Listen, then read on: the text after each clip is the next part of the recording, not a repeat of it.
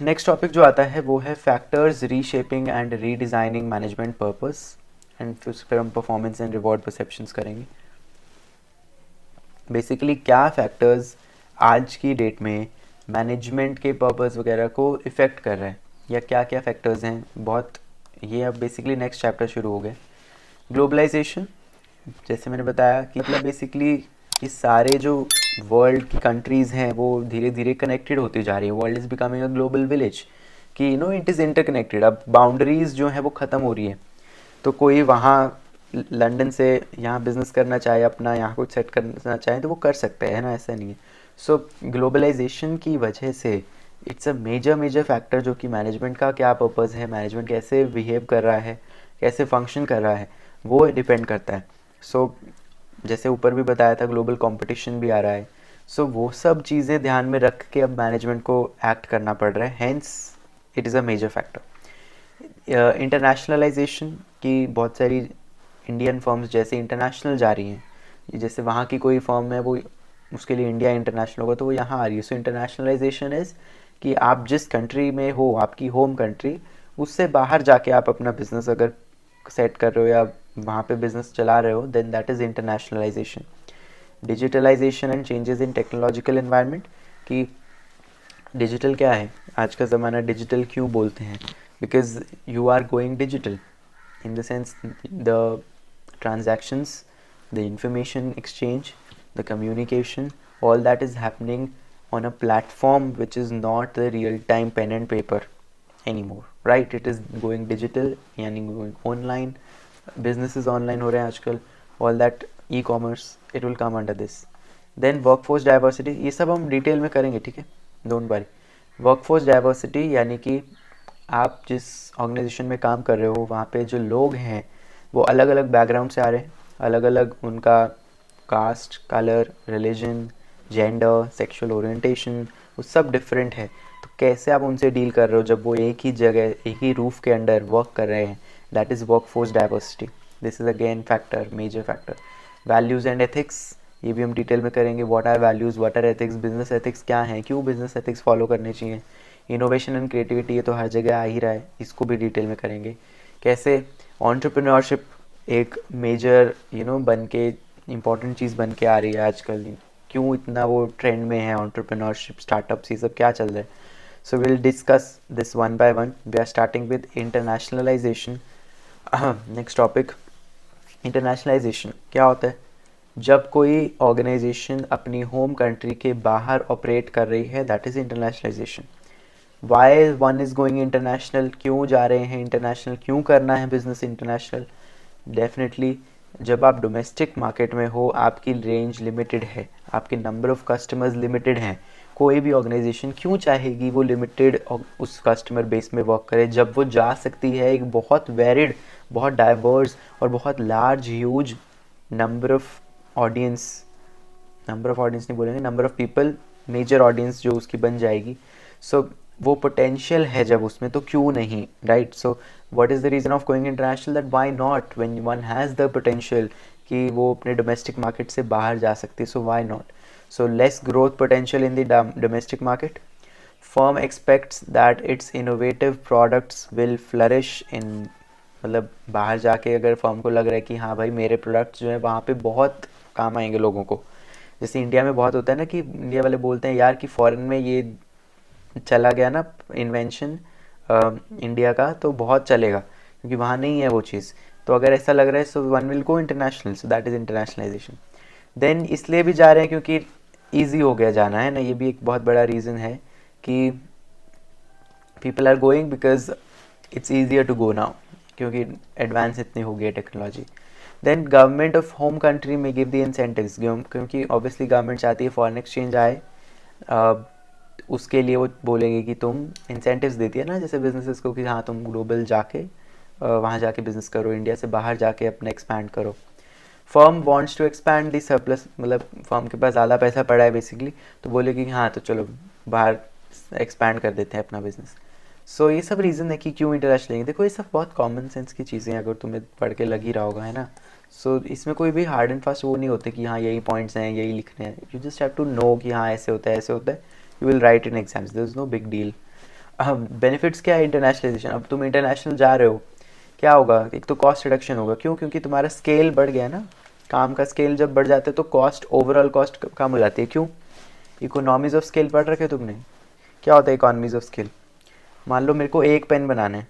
एक पेन बनाने के लिए मैं प्लास्टिक जो चाहिए वो लाऊंगा, जो इंक चाहिए वो लाऊंगा, रिफिल बनाने के लिए, निब बनाने के लिए, सारी टिप जो है वो बनाने के लिए मेरे को जो भी सामान चाहिए मैं एक पेन के लिए लाऊंगा।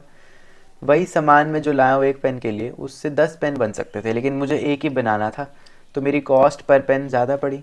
वही अगर 10 का सामान लाया ही हूँ तो 10 बना ही दूंगा, तो 10 पे फिर पर कॉस्ट कम हो गई ना। सो जब भी आप लार्ज स्केल में प्रोडक्शन करते हो पर यूनिट कॉस्ट कम हो जाती है, that is economies of scale. ठीक है।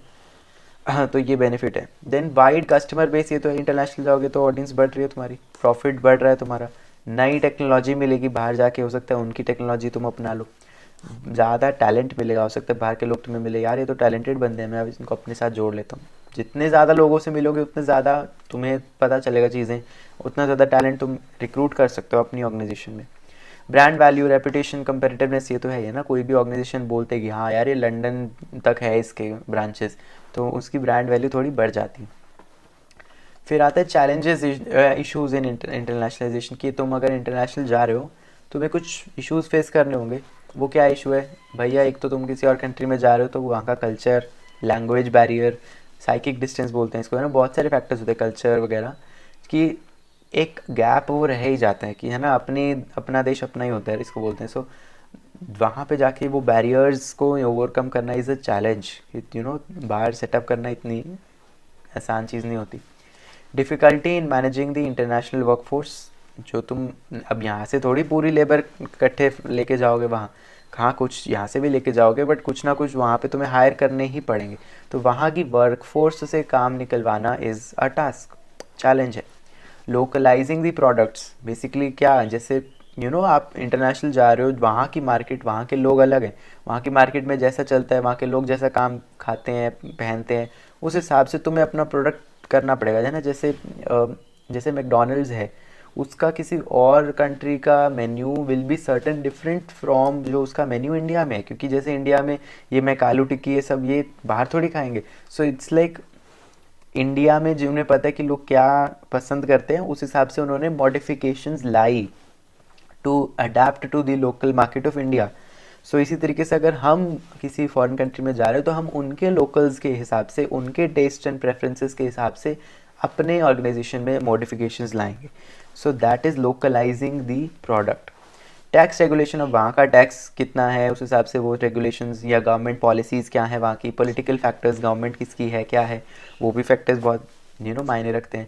रिसोर्स एंड कैपिटल कंस्ट्रेंट, पैसा कहाँ से आएगा वहाँ पे, ऐसे ज़रूर सारा पैसा थोड़ी यहाँ की वहाँ जाके कैपिटल लगा लोगे। एटलीस्ट एट दी एंड कहीं ना कहीं जाके वहाँ पे तुम्हें रहना है, करना है, खर्चा है, बहुत आएंगे। सो वो कैसे तुम मैनेज करोगे? दैट इज़ अगेन कैपिटल, पैसा कंस्ट्रेंट।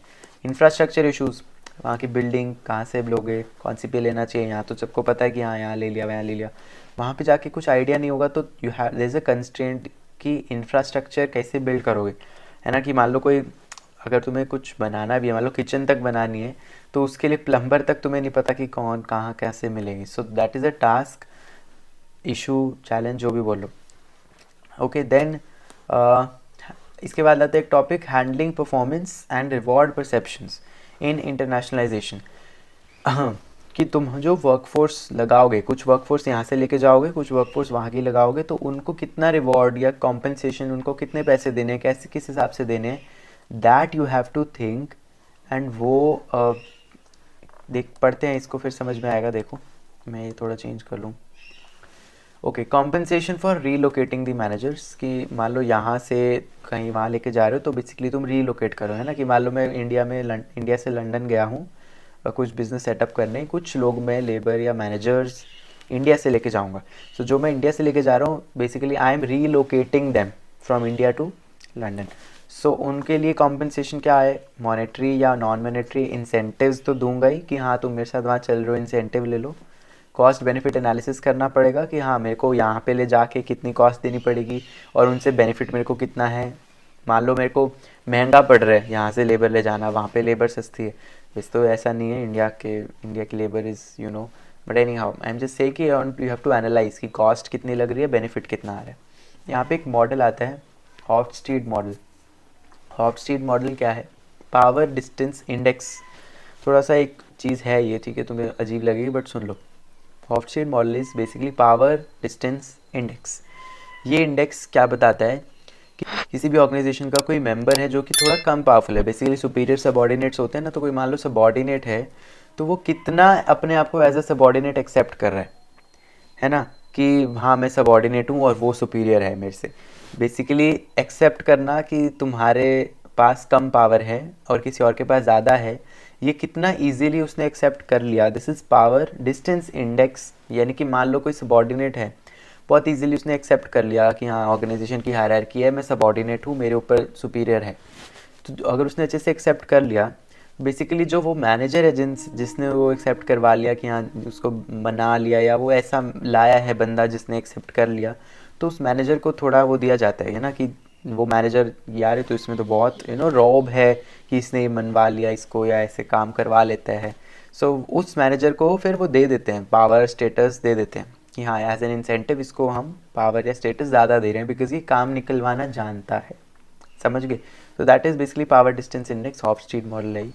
बहुत डिटेल में नहीं करा रहा हूँ बिकॉज ऊपर ऊपर से बताया मैंने, क्योंकि डिटेल में कराने का is not use because as such ये सिलेबस में ये मॉडल पूरा नहीं है, it's just a part of a point जो मैंने प्रूव बता दिया तुम्हें। हाँ, then compensation for international workforce, कि अब कुछ वर्कफोर्स तो जैसे मैंने बोला ना कि तुम यहाँ से रीलोकेट करके गए, कुछ वर्कफोर्स वहाँ की भी होगी इंटरनेशनल वर्कफोर्स, उनके लिए क्या होगा? तो उनके लिए 3 यहाँ पे वो आते हैं प्रिंसिपल्स। एक है परसीव्ड इक्विटी, कि जो इक्विटेबल लगे वो करो, जो फेयर हो, है ना, ऐसा ना हो कि उनके साथ ज्यादती कर रहे हो, जितना कंट्रीब्यूशन वो दे रहे हैं उसके लिए जितना भी फेयर रिटर्न है कि हाँ इतने इसके मिल बनते हैं उतने दे दो। सो दैट इज़ इक्विटी थियोरी, कि परसीव्ड इक्विटी जितना लग रहा है कि सही है उतने देने चाहिए। Okay. Individual versus group rewards, की जो रिवॉर्ड आप दे रहे हो हाँ 2 तरह के हो सकते हैं। इंडिविजुअल रिवॉर्ड एक एक इंसान को दिया अलग अलग, ग्रुप रिवॉर्ड ग्रुप में दिया। ये डिपेंड करता है इस चीज़ पे कि वहाँ के लोग कैसे हैं, इंडिविजुअलिस्टिक है या कलेक्टिविज्म में बिलीव करते हैं। बेसिकली कंट्री टू कंट्री अलग होता है कि वहाँ पे जैसे किसी किसी कंट्री में इंडिविजुअलिज्म बहुत है, सब अपने आप को इंडिपेंडेंट समझते हैं और अकेला ही अपना रिवॉर्ड चाहेंगे, तो उनको अकेले रिवॉर्ड दे दो, इंडिविजुअल रिवॉर्ड। कुछ कंट्रीज़ ऐसी हैं जहाँ पे कलेक्टिविज्म बहुत है, सब अपने आप को एज ए ग्रुप मानते हैं, ग्रुप में काम करते हैं, सो वहाँ कलेक्टिविज्म ज़्यादा है तो वहाँ पे ग्रुप रिवॉर्ड्स दे दो। समझ गए? जिस तरीके का वहाँ का है वैसा उसके हिसाब से तुम भी एक्ट करो, यानी how much people see themselves as part of group collectivism and how much independent individualism. ठीक है, ये तो हो गया परसीव्ड इक्विटी और इंडिविजुअल एंड ग्रुप रिवॉर्ड्स। इसके अलावा एक आता है लॉ एंड रेगुलेशन, कि भैया ये तो देखोगे ही ना कि जैसे इंडिया में होता है ना कि मिनिमम वेज दिहाड़ी कितनी है वो गवर्नमेंट ने सेट कर रखी होती है, सो वहाँ की भी कुछ होंगे, कुछ रूल्स होंगे कि हाँ इतने मिनिमम वेजेस देने हैं, इतने पर आवर पे इतने मिलते ही हैं। सो वहाँ के लॉज और रेगुलेशंस जो हैं उनको कंप्लाई करना तो ज़रूरी है ना, तो उनको इग्नोर नहीं कर सकते कि उनकी कंट्री में जा रहे हो तो उनके रूल्स फॉलो करने भी पड़ेंगे। So related to minimum wages rules, worker benefits जो भी हैं वहाँ के रूल्स वो फॉलो तुम्हें करने पड़ेंगे। This topic was internationalisation.